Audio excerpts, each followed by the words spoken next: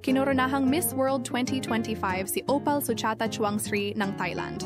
First runner-up si Miss Ethiopia Haset Dereje Admasu, second runner-up si Miss Poland Maja Kladja, at third runner-up Miss si Martinique Aurelie Joaquim. Si Opal ay maituturing na pageant veteran. Siya rin ang naging kinatawan ng Thailand sa Miss Universe 2024 pageant kung saan hinirang siyang third runner-up. Krishna makes it to top 8.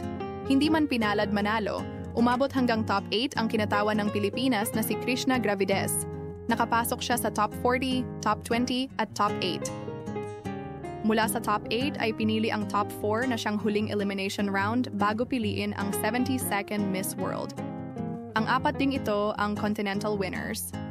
Sa elimination rounds ng Miss World edition na ito, ang mga kandidata ay pinili mula sa apat na categories base sa continent: Americas and Caribbean, Africa, Europe, at Asia and Oceania.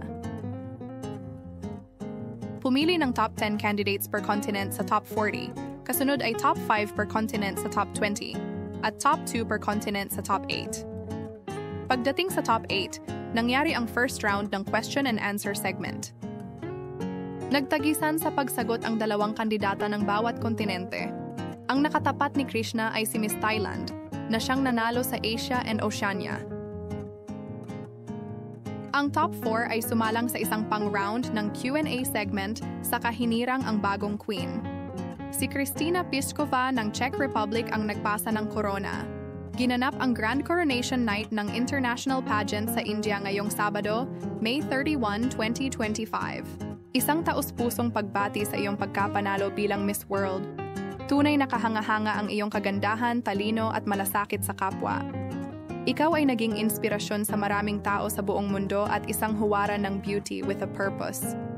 Maraming salamat sa panonood ng aking video. Kung nagustuhan ninyo, huwag kalimutang mag-subscribe. Kita-kits ulit sa susunod.